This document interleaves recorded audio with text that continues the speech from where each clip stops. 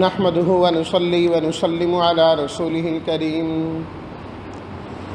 أما بعد فأعوذ بالله من الشيطان الرجيم بسم الله الرحمن الرحيم سورة أنزلناها وفرضناها وأنزلنا فيها آيات بينات لعلكم تذكرون صدق الله مولانا العظيم۔ سورہ النور مدنی سورت ہے، اور اس سورت کے اندر اللہ تعالیٰ نے حیاداری، پاکی اور عفت کے قوانین بیان فرمائے ہیں۔ 13 قوانین اس سورت کے اندر ذکر کیے گئے ہیں۔ حضرت عمر رضی اللہ تعالیٰ عنہ فرمایا کرتے تھے کہ تم اپنی عورتوں کو سورہ نساء اور سورہ النور ضرور سکھایا کرو۔ ویسے تو سارا قرآن سیکھنا چاہیے ان کو، مردوں کو بھی عورتوں کو بھی، لیکن سورہ نساء اور سورہ النور جو ہے فرمایا خاص طور پر ان کو سکھایا کرو۔ بہت سارے احکام ہیں جو ان کے ساتھ تعلق رکھتے ہیں۔ اور اس سورت کا دوسرا اور تیسرا رکوع تقریباً 18 آیات بنتی ہیں۔ حضرت عائشہ صدیقہ رضی اللہ تعالی عنہا کے متعلق، ان کی برات کے متعلق یہ آیات نازل ہوئی ہیں۔ حضرت عائشہ رضی اللہ تعالی عنہ فرماتی ہیں کہ غزوہ بنی المصطلق سے واپسی پر آپ علیہ الصلاۃ والتسلیمات نے رات کو ایک جگہ قیام کیا، اور صبح فجر سے پہلے آپ نے فرمایا کہ چلو کوچ کرو، تیاری کرو۔ تو سب تیاری کرنے لگے۔ میں بھی قضاء حاجت کے لیے گئی۔ جب واپس آنے لگی تو میں نے دیکھا کہ میرے گلے کا جو ہار ہے وہ ہار غائب ہے ہی کوئی نہیں۔ میں اسے ڈھونڈنے لگی، اتنی دیر میں قافلہ چلا گیا، انہیں معلوم ہی نہ ہوا۔ حضرت عائشہ صدیقہ رضی اللہ تعالی عنہ فرماتی ہیں کہ میں بڑی کمزور سی تھی، وزن میرا زیادہ نہیں تھا۔ کجاوے میں بیٹھ جاتی تھی، 2-3-4 آدمی ملے اور کجاوا اونٹ کے اوپر رکھ دیتے تھے۔ تو فرماتی ہیں ایسا ہی ہوا، انہوں نے کجاوا اٹھایا اور اوپر رکھ دیا۔ جب کئی آدمی ایک چیز کو اٹھائیں تو سب کا زور نہیں لگتا، اتنا محسوس نہیں ہوتا۔ تو سب نے کہا بیٹھی ہیں، اوپر رکھ دیا اور قافلہ چل پڑا۔ فرمایا میں وہاں اکیلی رہ گئی۔ میں نے یہ سمجھداری کی کہ میں اسی جگہ ہی آ کے بیٹھ گئی، میں ادھر ادھر نہیں گئی۔ یہ نہیں کہ میں ان کو تلاش کروں پھر ان کو معلوم ہو وہ مجھے تلاش کریں، ادھر والے ادھر اور ادھر والے ادھر۔ اس طرح کبھی ملتے نہیں ہیں دو، دائیں والا بائیں پہنچ جاتا ہے، بائیں والا دائیں پہنچ جاتا ہے، گھوم گھوم آ کے۔ ایک اپنی جگہ رک جائے، دوسرا گھوم کے وہیں پہنچ جائے گا۔ فرماتی ہیں کہ آپ علیہ الصلاۃ والتسلیمات کی یہ عادت مبارکہ تھی کہ آپ جب سفر پر جاتے تو 1-2 آدمیوں کی آپ ڈیوٹی لگاتے کہ وہ قافلے کے ساتھ ساتھ نہیں، قافلے سے پیچھے چلا کرے۔ اس کا فائدہ یہ ہوتا کسی کی کوئی چیز گر جاتی، رہ جاتی، کوئی مسئلہ ہوتا تو وہ پیچھے سے آ رہے ہوتے اور وہ چیز لے لیتے۔ اس موقع پر حضرت صفوان بن معطل رضی اللہ تعالیٰ عنہ کی ڈیوٹی تھی کہ وہ قافلے سے پیچھے تھے۔ جب قافلہ آگے گیا تو حضرت صفوان رضی اللہ تعالیٰ عنہ آگے۔ فرماتی ہیں کہ میں وہاں پر لیٹی ہوئی تھی کپڑا لے کے، تو انہوں نے آتے ساتھ ہی پڑھا انا للہ و انا الیہ راجعون بتلانے کے لیے۔ تو میں سمجھ گئی کہ وہ جو پیچھے تھے وہ آگے ہیں۔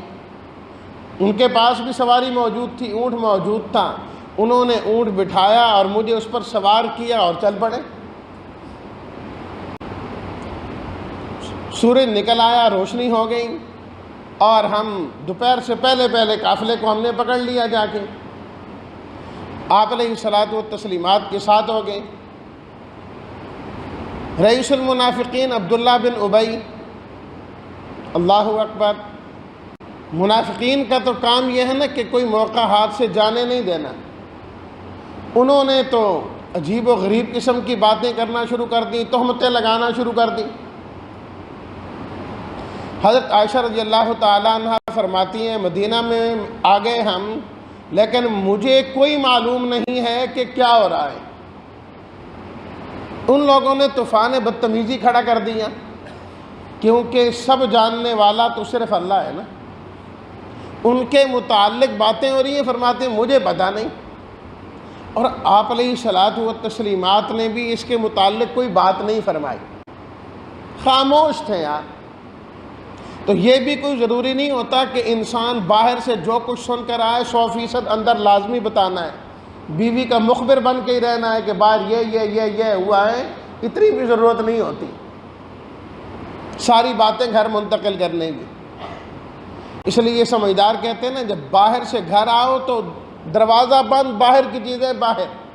جب گھر سے باہر نکلو دروازہ بند کرو، اندر کی چیزیں بند، اب وہاں کی چیزیں باہر کہنے کی کوئی ضرورت نہیں ہے۔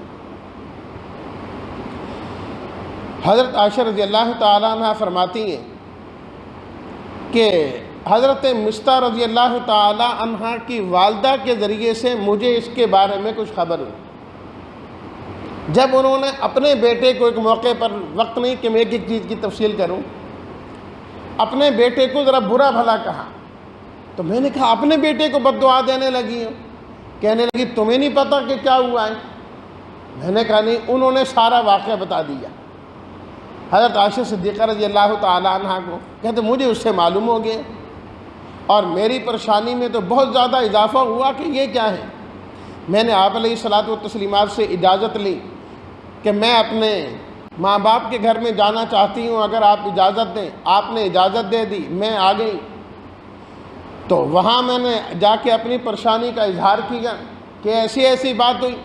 ماں نے تسلی دی، بیٹی گھبرانے کی ضرورت کوئی نہیں ہے، تیری جیسی جو عورتیں ہوتی ہیں نا، ان پر حسد کرنے والے بڑے ہوتے ہیں، کوئی بات نہیں، یہ ہوتا رہتا ہے، صبر کرو۔ کہتے لیکن میری پریشانی تو بڑھتی جا رہی تھی۔ آپ علیہ الصلاۃ والتسلیمات تشریف لائے، اور ادھر جو ماحول ہے سارا، منافقین تو اس چیز کو پھیلاتے جا رہے ہیں دن بدن۔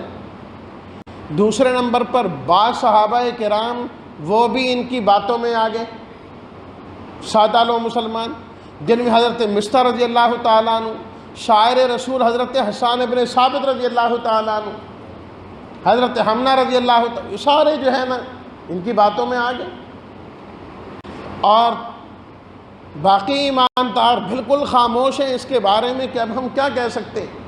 آپ علیہ الصلاۃ والتسلیمات نے مختلف صحابہ کرام سے مشورہ بھی کیا۔ الغرض آپ علیہ الصلاۃ والتسلیمات تشریف لائے حضرت عائشہ صدیقہ رضی اللہ تعالیٰ عنہ کے پاس، اور آ کر فرمانے لگے عائشہ یہ معاملہ ہے، جو صحیح بات ہے نا وہ آپ بتا دیں، کیونکہ توبہ کا دروازہ تو اللہ تعالیٰ نے کھلا رکھا ہے۔ تو فرماتی ہیں کہ میں نے ماں باپ کی طرف دیکھا کہ وہ کوئی بات کریں گے، وہ خاموش بھی، ہم تو کچھ نہیں کہہ سکتے۔ تو میں نے کہا کہ اگر میں کہوں کہ میں نے گناہ کیا ہے، ماحول ایسا بن گیا ہے سارے یقین کر لیں گے، جبکہ رب جانتا ہے کہ میں اسے پاک ہوں۔ اللہ اکبر۔ اور اگر میں کہوں کہ نہیں ہوا تو میری بات پر کوئی یقین کرنے والا نہیں ہے، جبکہ میں سچی ہوں۔ کہ میں نے اتنی بات کی اور میں بھی وہاں سے اٹھ کے چلی گئی میں وہاں سے۔ اللہ اکبر۔ اور مجھے یقین تھا کہ اللہ تعالیٰ میری برات کا اعلان فرمائیں گے۔ بس کچھ ہی دیر گزری کہ آپ علیہ الصلاۃ والتسلیمات پر وحی کے آثار ظاہر ہونا شروع ہو گئے، وحی آ گئی، اور اللہ تعالیٰ نے سورہ النور کی 18 آیات نازل فرما دی۔ 18 آیات، 2 رکوع۔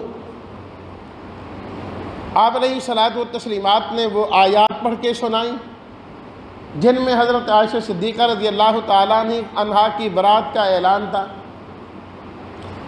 فرماتی ہیں کہ میرے والدین مجھے کہنے لگے کہ اٹھو شکر ادا کرو آپ علیہ الصلاۃ والتسلیمات کا۔ فرماتی ہیں اس وقت میری کیفیت بڑی عجیب تھی، میں نے کہا میں اس ذات کا شکر ادا کروں گی جس نے میری برات کے لیے قرآن کی آیات نازل فرمائی ہیں۔ اللہ اکبر۔ اور بالکل واضح طور پر اللہ تعالیٰ نے فرما دیا ان الذین جاؤوا بالافک عصبۃ منکم، جنہوں نے یہ بہت بڑا جھوٹ کھڑا ہے نا، یہ ایک جماعت ہے، چلو جو بھی انہوں نے کر لیا اللہ نے اس میں خیر ہی رکھی ہے، اس میں سے بھی اللہ خیر نکالیں گے۔ اور پھر اللہ تعالیٰ نے ان کے لیے تو فرمایا لہو عذاب عظیم، ان کو تو دردناک بڑا عذاب ملے گا ان کو، لیکن ایمان والوں کو اللہ نے ڈانٹا، تنبیہ کی، فرمایا ایمان والوں اپنے بارے میں تو بڑے اچھے اچھے گمان رکھتے ہیں، اپنی بڑی صفائیاں بیان کرتے ہیں، اور جب بات آ گئی اللہ کے نبی کے گھر کی تو وہاں خاموش ہو گئے۔ قلتم ما یکون لنا ان نتکلم بہذا، تم کہنے لگے ہم اس میں کلام ہی نہیں کرنا چاہتے، ہم نہیں بولنا چاہتے اس مسئلے میں، کیوں تم نے یہ کہا نہیں بولنا چاہتے؟ تمہیں کہنا چاہیے تھا سبحانک ھذا بہتان عظیم، یہ تو بہتان عظیم ہے، بہت بڑا بہتان ہے۔ اور یہ بات حضرت ابو ایوب انصاری نے اور اس طریقے سے حضرت عمر رضی اللہ تعالیٰ عنہ نے کہی تھی۔ جب آپ علیہ الصلاۃ والسلام نے مشورہ کیا نا صحابہ سے، تو انہوں نے کہا کہ آپ یہ بتلائیے آپ نے یہ جو نکاح کیا حضرت عائشہ صدیقہ رضی اللہ تعالیٰ عنہ سے، یہ آپ نے خود کیا ہے یا اللہ کے حکم سے کیا ہے؟ آپ علیہ الصلاۃ والتسلیمات نے فرمایا میں نے تو اللہ کے حکم سے کیا ہے۔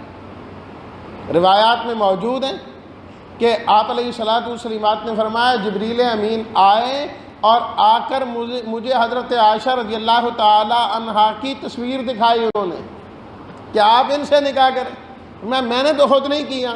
تو انہوں نے کہا سبحانک ھذا بہتان عظیم، یہ تو بہت بڑا بہتان ہے، اللہ اس سے پاک ہے۔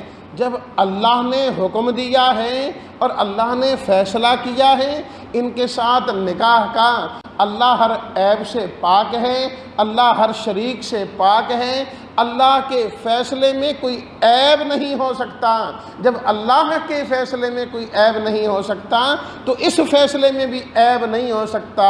سبحانک، اگر یہ غلط ہو تو اس کا مطلب یہ ہے کہ رب کا فیصلہ غلط ہے، رب کا فیصلہ غلط کبھی نہیں ہو سکتا، تو لہٰذا ہمیں کہنا پڑے گا کہ یہ بہت بڑا بہتان ہے، بہت بڑا بہتان ہے۔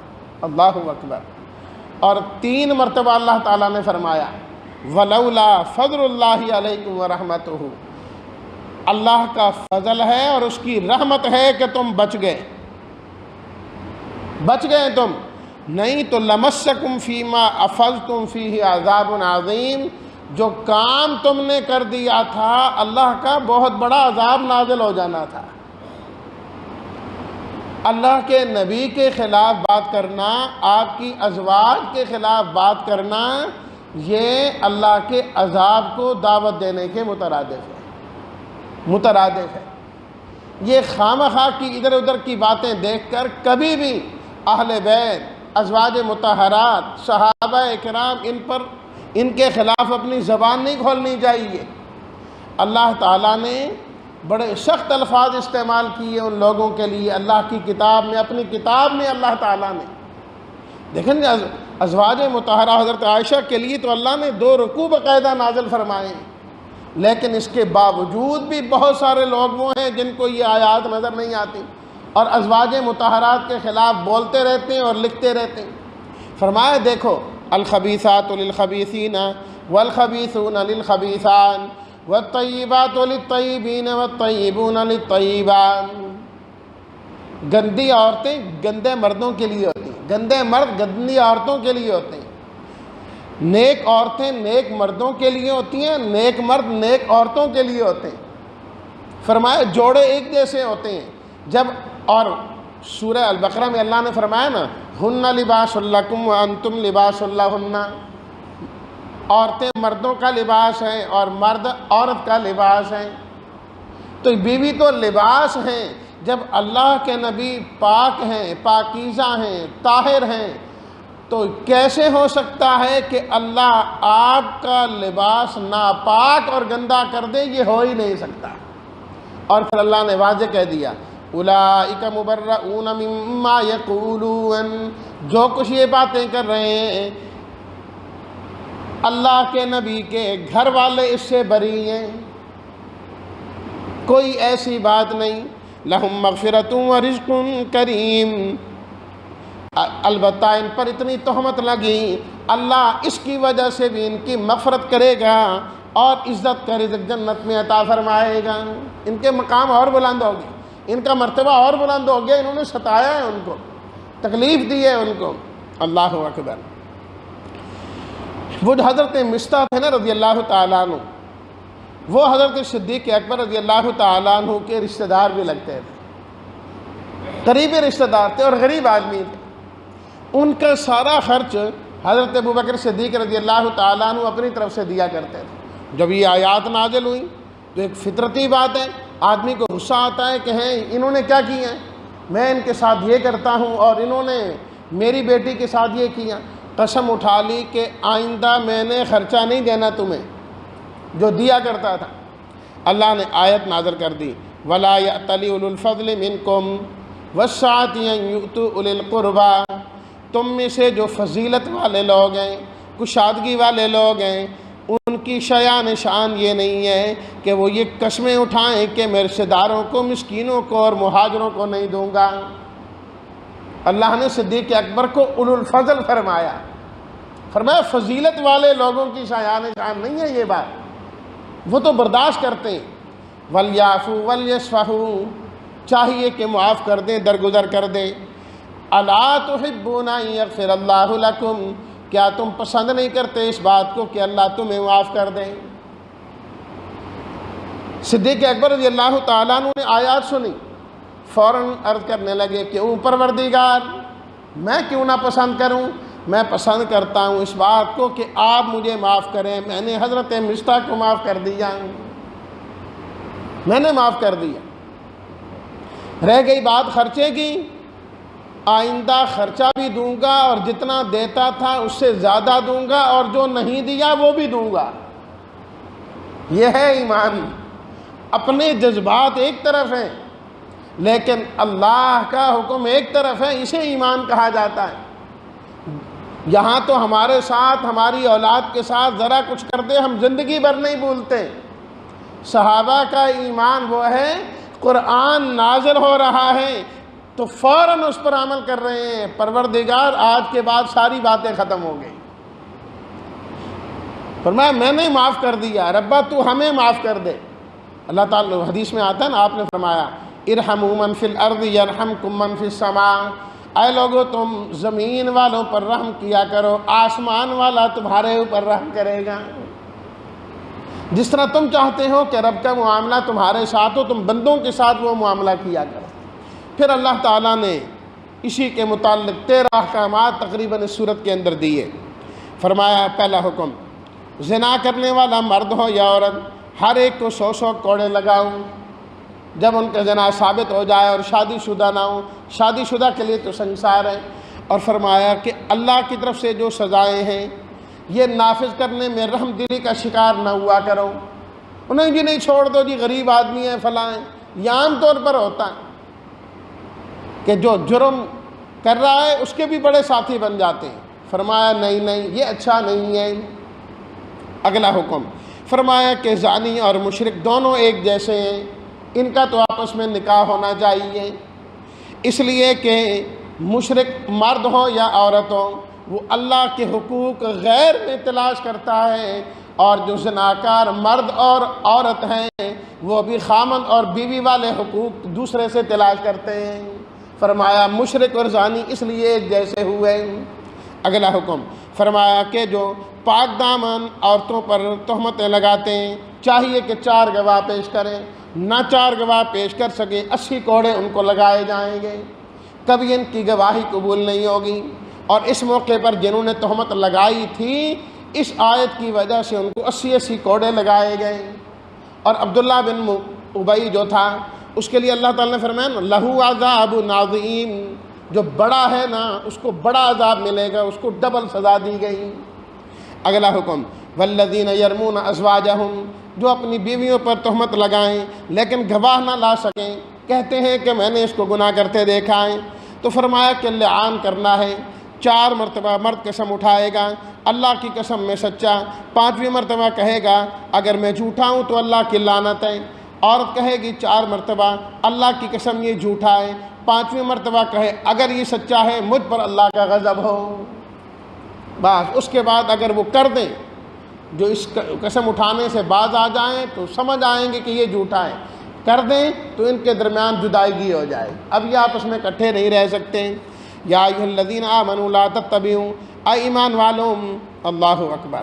درمیان میں اللہ نے فرمایا کہ جو لوگ ایمان والوں میں بے حیائی پھیلانا چاہتے ہیں نا، بے حیائی کو فروغ دینا چاہتے ہیں، ان کے لیے دنیا اور آخرت میں دردناک عذاب ہے، دردناک عذاب ہے۔ بے حیائی کو پھیلانا، بے غیرتی کو رواج دینا، فرمایا یہ اللہ کے ہاں پسندیدہ نہیں۔ اے ایمان والوں، شیطان کے قدموں کے پیچھے کبھی نہ چلا کرو، کیونکہ شیطان تو بے حیائی کا اور برائی کا حکم دیتا ہے۔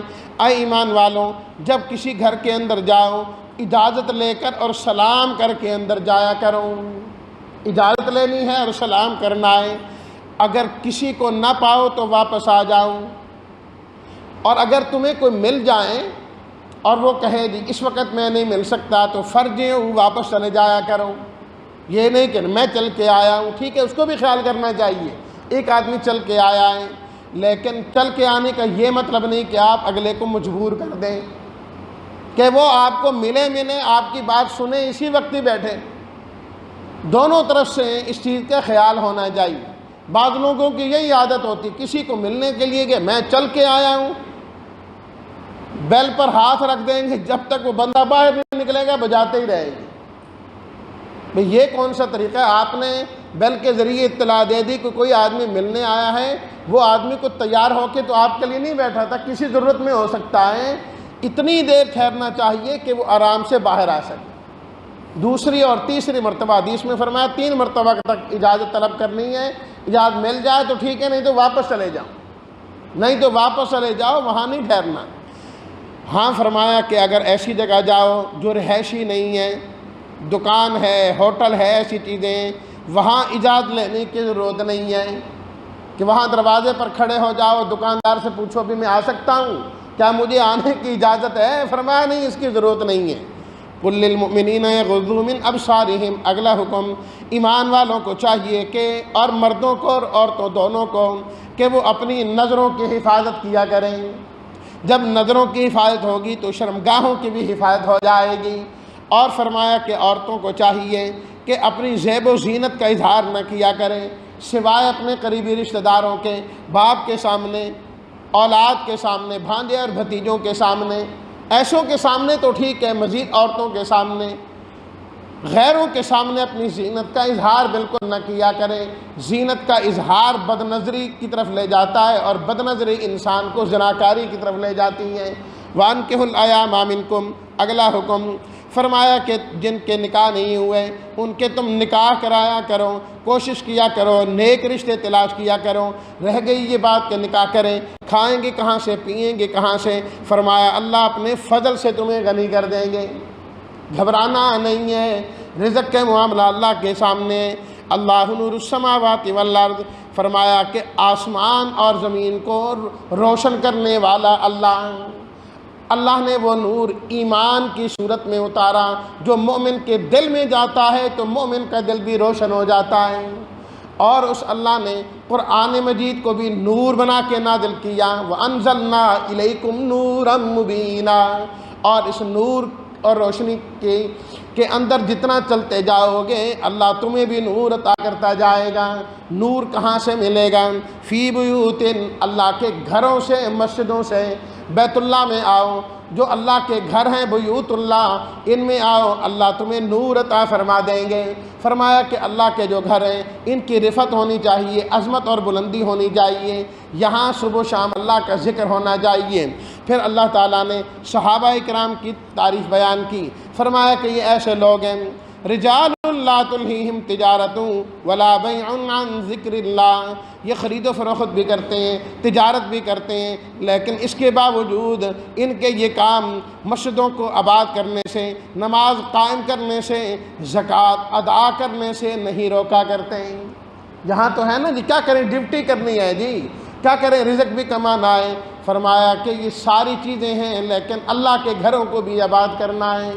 اور ایسے لوگ فرمایا اللہ ان کو ان کے عمل کا بدلہ تو دیں گے وَيَزِيدُهُم مِّن فَضْلِهِ، اللہ اپنے فضل سے اور زیادہ عطا فرمائیں گے، اور زیادہ ان کو مل جائے گا۔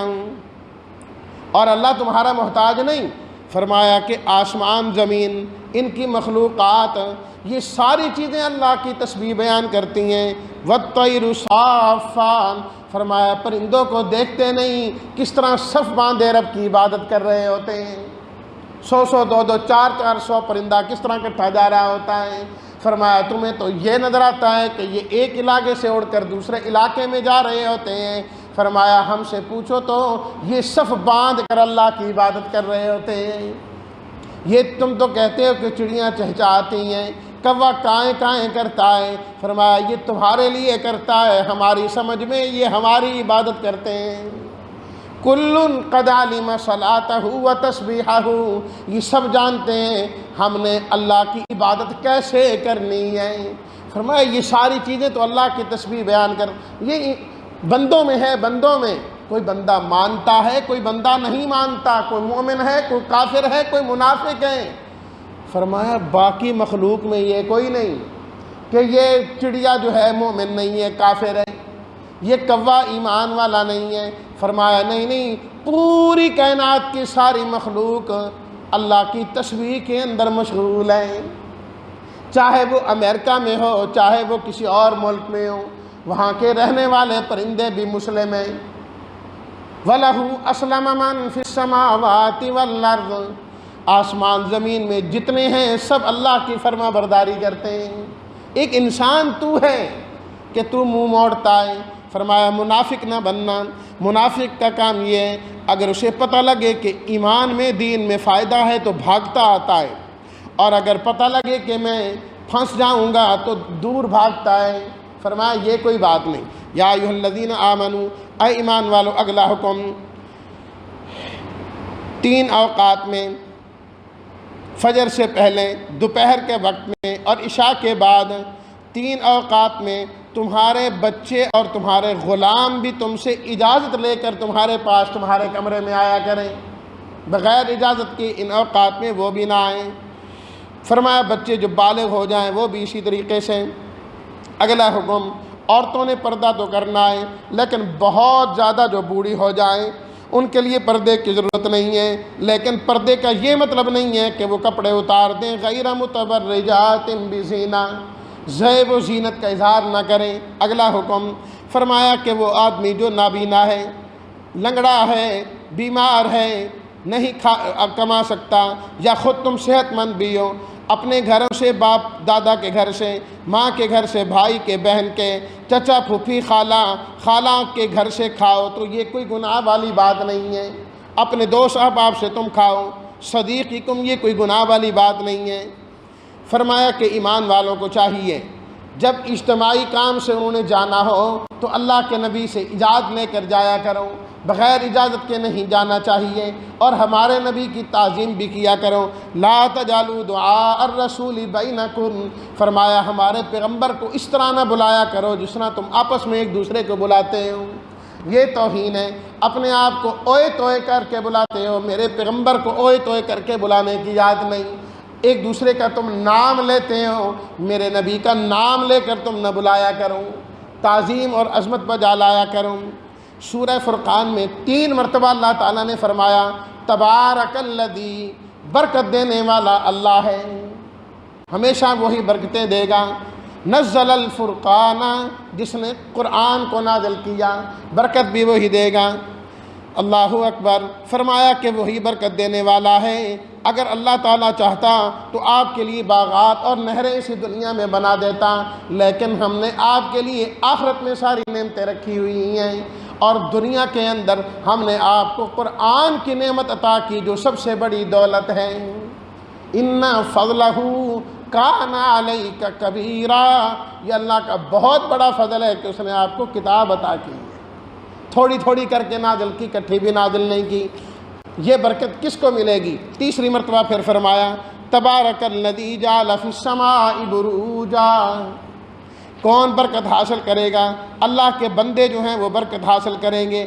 اللہ تیرے بندے کون؟ فرمایا اس کی پہچان بتا دیتا ہوں، زمین پر وقار سے چلتے ہیں، جاہلوں سے واسطہ پڑ جائے تو سلامتی کی راہ لے لیتے ہیں، رات سجدے اور قیام میں گزارتے ہیں، رب سے دعائیں کرتے ہیں اللہ جہنم سے بچانا، خرچ کریں اسراف بھی نہیں کرتے لیکن بخیل بھی نہیں بن جاتے، اللہ کے ساتھ کسی اور کو شریک نہیں ٹھہراتے، کسی کو قتل نہیں کرتے، زنا نہیں کرتے، اور اگر کوئی گناہ ہو جائے تو توبہ کر کے ایمان لا کر اچھے عمل کرتے ہیں، اور اگر توبہ میں بہت زیادہ اخلاص ہو اللہ ان کی برائیوں کو اچھائیوں سے بدل دیتے ہیں، جھوٹی گواہی نہیں دیتے، لگ باتوں سے منہ موڑا کرتے ہیں، رب کی آیات پڑھی جائیں تو گنگے بہرے بن کے بیٹھے نہیں رہتے، ایمان ان کا تازہ ہوتا ہے، اور رب سے دعا کرتے ہیں ربنا ہب لنا من ازواجنا وذریاتنا قرۃ اعین، اے اللہ ہمیں ہماری بیویوں اور اولادوں سے آنکھوں کی ٹھنڈک عطا کر دیں، اور یا اللہ مجھے متقین کا امام بنا،